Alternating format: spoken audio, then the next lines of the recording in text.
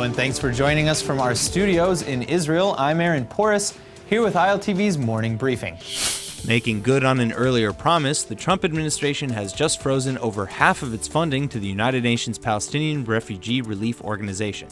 Though Israeli leaders are hailing this as a bold new approach, both human rights activists and the United Nations warn it greatly threatens regional stability as well as the dignity of Palestinians all over the world. President Trump first threatened to slash aid to the United Nations Relief and Works Agency, or UNRWA, after the Palestinians announced that they'd no longer see the United States as an impartial peace negotiator for the Middle East. That prompted the United States to re-examine its financial aid to the Palestinians, since they refused to come to the negotiating table.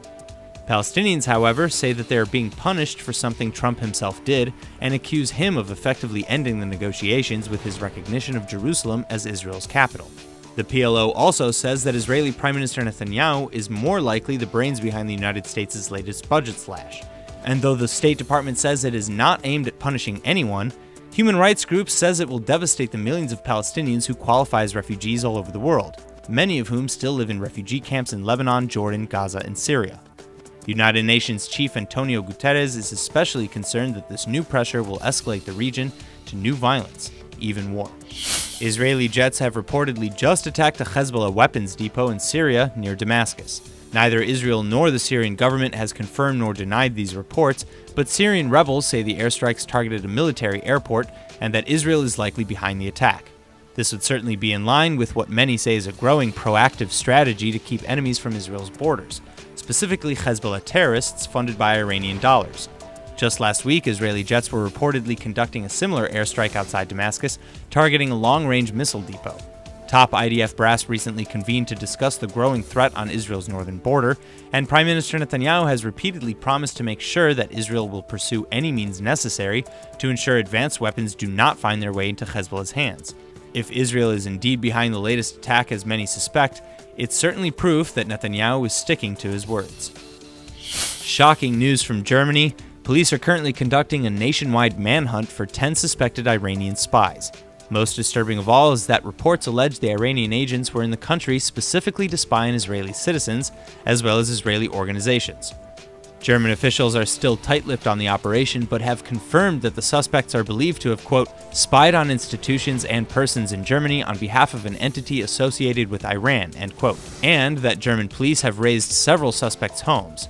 Israel's ambassador to Germany also confirmed that a security threat for Israelis in Germany has been issued. These police raids have come just 2 weeks after the German government confronted Iran's ambassador about suspected spying on those with ties to Israel, and nearly a year after a German court convicted a man from Pakistan for being an Iranian spy.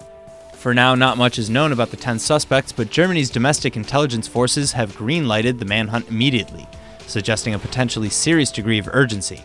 We will keep you updated. The IDF military police have just arrested Oneg Chen Shachar, an enlisted soldier, for incitement to violence. Shachar was distributing flyers at an IDF enlistment center that called for new recruits interested in, quote, restoring the national honor, end quote, to join a special unit and avenge the murder of Rabbi Raziel Shevach. Shevach was killed in a West Bank terror attack last week as he was driving home. The flyers were emblazoned with the IDF insignia, so people thought that it was a sanctioned mission. It also asked not to share any information with non-military personnel. This incident is seemingly in line with Shachar's intentions since before enlistment, however. In a video posted to YouTube in December, the day before he joined the military, he asserted his reasoning for enlisting, saying, quote, a Jew and certainly a Jewish soldier is not a rag, and an Arab who tries to harm the people of Israel will simply get a bullet to the head, end quote. He has also called for reinstituting Unit 101, a highly controversial and disbanded special forces team created by Prime Minister Ariel Sharon in the 1950s. Unit 101's tasks were solely focused on reprisal operations against Palestinian terrorists.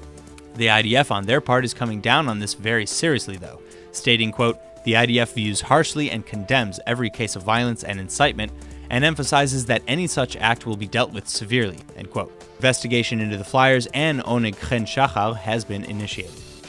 Following a recent series of major moves in the United States, Israeli Prime Minister Netanyahu took time from his trip in India this morning to share high praises for President Trump.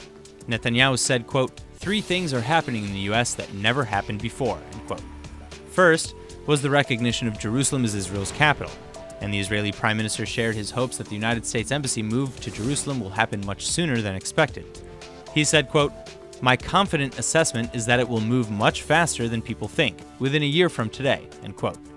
In addition to the embassy move, Netanyahu also commended the Trump administration for its tough stance in the Middle East, specifically the United States' decision to cut $65 million from a $120 million contribution to UNRWA.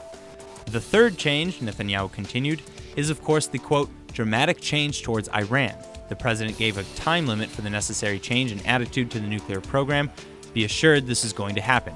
He's the one talking about canceling the deal," end quote. President Trump last week recertified the United States' commitment to the Iranian nuclear deal, but stated that it would be the last time he would do so unless major improvements were made. That's all for now. I'm Aaron Porras, and see you later with our main daily broadcast from Israel at 2 p.m. Eastern Time.